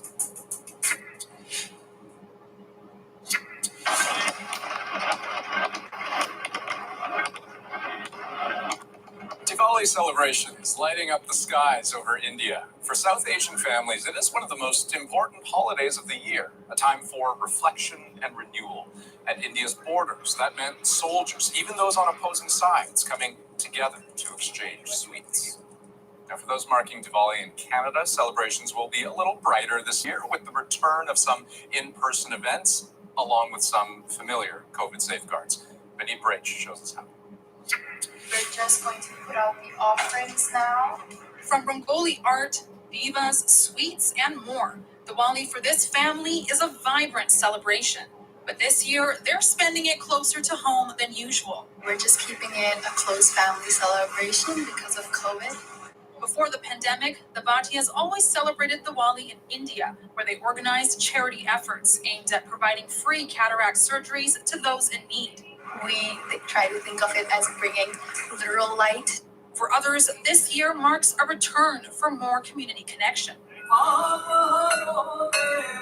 This year, people are excited. We do the full decorations, the temple, and lighting and everything. Diwali has different histories and stories for Hindus, Sikhs, Jains, and some Buddhists. Each has different ways of celebrating. At this Sikh Gurdwara, right across the Hindu temple, community members are gathering to celebrate Diwali in their own respective ways. Just here, clay oil lamps known as divas or diyas are being lit. Tonight, this will be blanketed with candles, surrounded by people, a symbol of light over darkness, good over evil. Community gathering is always happy, And safety is a priority. We are asking everybody to wear the mask when they come in. I think that we are still in the road to recovery from the pandemic, and we wanted to provide options to people to be able to celebrate Diwali in some form. These dance performances are also part of a virtual showcase. Back at the Bhatias, this year may not be the Diwali they're used to, but they're optimistic. Diwali has become something that's a celebration of light, of family, of hope, of gathering together. Something she soon hopes to celebrate again in India. Benny Brach, CBC News, Surrey. It was a scary and pretty weird morning for kids and faculty at a Saskatoon school after a young female moose just crashed into class. Okay, stop. This lost soul was first seen trotting around the city, very Canadian moment, but her wander came to an abrupt end at a nearby school. She was running, and I think what would have eventually happened is she got cornered, and she had one of two directions to go, and unfortunately she chose to jump through the window. That's how you clear a classroom pretty quickly. Just one student suffered minor cuts and scratches. Everyone else got out safely. And the moose, well, she had some minor injuries, but with a little help, she emerged safely. May take her walks elsewhere. I'm pleased to report that the moose was successfully tranquilized. Once she was out of the city in a safe location, we woke her up, and she's on her way now. Gosh, poor thing. Okay, after the break, we meet Ontario grandmother breaking records at York University. My mind always was telling me you are a student. Her impressive academic career is our moment next. Well, this is Martha Shanmuganathan. She's 87 years old, and she's just earned her second master's degree. She graduated on Tuesday, in fact, officially making her the oldest person to earn a master's from York University. Her impressive academic achievement is our moment. From the age of 4, I should say, I started my educational journey. My mind always was telling me, you are a student. Peace and nonviolence are the two topics that I cherish. I was writing my MRP about the causes of the Sri Lankan war. It was interesting at the same time hard work. Younger students, because they were energetic, I felt rejuvenated and happy to talk to them. And some of them came and treated me like their own grandma. Learning and search for knowledge can never stop. You should have the fire in you, that ambition, that passion. Age is not a barrier. So first off, congratulations on the graduation, but I can't believe it. Her first master's degree, she started when she was in her 50s, the second one in her 80s. She thought about getting a PhD in political science, but thought, that's enough. Well, let's add author of 3 books to those credentials. Interestingly, she said she chose York because it offers a tuition fee waiver for people over 60. Seems like a great idea. Congratulations. That is a national for November the 4th. Right.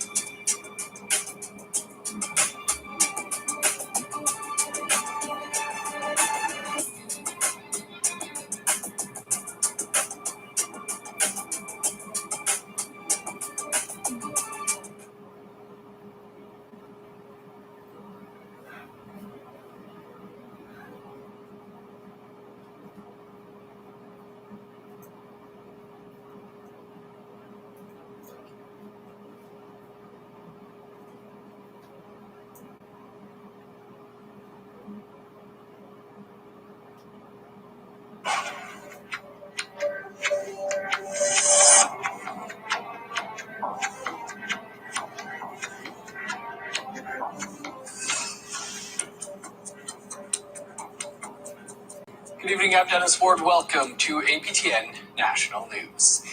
You really can't put a price on the value of clean drinking water. However, Iqaluit City Council has put a price on how much it costs to lose your drinking water. They're hoping to recover that cost from the government of Nunavut. Iqaluit hasn't had clean drinking water since October 12th, when fuel was discovered in the water supply. City Council will be making a motion tonight to ask the government of Nunavut for $1.5 million under the territory's Municipal Assistance Program. The biggest part of that total is over $900,000 the city lost on water bills in October after they passed a motion to not bill people for contaminated water. As the 4th wave of the pandemic continues, First Nations across the country are still being affected. In Manitoba, case numbers remain high, and it is now recommended the First Nations, Métis, and Inuit get a 3rd vaccine dose. With more, here's Daryl Stranger. First Nations people here in the province of Manitoba, both on and off reserve, make up more than half of the total COVID-19 case count. Now, the Manitoba Pandemic First Nations Response Coordination Team has released statistics regarding COVID-19 in each tribal council area. Now, as tribal councils continue to fight the spread of the 4th wave, the numbers are still quite high. Out of 7 tribal councils in Manitoba, many are seeing active cases in the double digits. Now, for instance, the Swampy Cree Tribal Council has seen over 2,200 cases since the pandemic began, and they still have 136 active cases. Now, in northern Manitoba, 4 Arrows Regional Health Authority recorded 1,900 cases, and they currently have 13 active in that area. Now, First Nations not part of a tribal council in the province have seen a combined 1,800 cases since the pandemic began, and there are 41 confirmed cases in those First Nations. Now, the Manitoba government also announced this week that all First Nations, Métis, and Inuit people 18 and over are eligible for a 3rd dose of a COVID-19 vaccine. Now, the province is recommending that people wait at least 6 months since they had their last dose to receive the third. Daryl Stranger, APTN National News, Winnipeg. Thanks, Daryl. We'd like to hear how you're handling this fourth wave of the pandemic. Here's how you can continue the conversation. You can send your emails to news@aptn.ca or leave a comment on our website. That's aptnnews.ca. You can also find us on Facebook, Twitter, Instagram, YouTube, and TikTok. Follow APTN News to join the conversation and see our latest stories. In British Columbia, protests over old growth logging have lasted now more than a year. Now the BC government says they will work with First Nations to defer the cutting of 2.6 million hectares of old growth forests. In a press release, the province stated the deferrals are a temporary measure. They've shared maps of the deferred areas with land title holders and are requesting the nations respond in 30 days if they support the deferrals in their territories. The Union of BC Indian Chiefs says the deferrals are a political move, and old growth logging continues in the province. Permits are in place, and the logging will continue in the foreseeable future at the same rate it has in the past, which is devastating. What the province has done, in essence, is defer the deferrals. They've punted this issue down the road. They've dumped it in the laps of First Nations. Still in BC, Williams Lake Mayor Walter Cobbs is still under fire from First Nations leaders and even his own city council after he recently shared a post about residential schools on his Facebook page. Now, as it turns out, the mayor has come under fire before for his comments about Indigenous peoples. APTN's Tina House has more on this story. Demands for the Williams Lake mayor's resignation continue. It started when the mayor shared a post stating that there is another side to residential schools and that Indigenous people want to be victims. On November the 2nd, at a city council meeting, City Councillor Jason Ryle spoke publicly to the mayor. You attempted to defend an indefensible position, and I'm disappointed that the work that we as council and staff have done in working towards reconciliation feels like it's all been undone with a quick click of a share. And this isn't the first time that Mayor Cobb has been heard speaking in a racist tone. Back in 2010, APTN interviewed Walter Cobb, who was at the time the president of the local Chamber of Commerce. This is what Walter Cobb had to say about Indigenous people back then. They don't want to work, and they don't want, in some cases, some of those leaders don't appear to not want the people on the reserves to work or prosper. The Silkatine National Government has brought to light a social media post from Walter Cobb that reads, "My mother-in-law used to say that if it was shitty weather, let the Indians have it." Although the mayor has apologized for sharing the post about residential schools, Silkatine National Government Chair Chief Joe Alphonse is not having it. It's not the first time,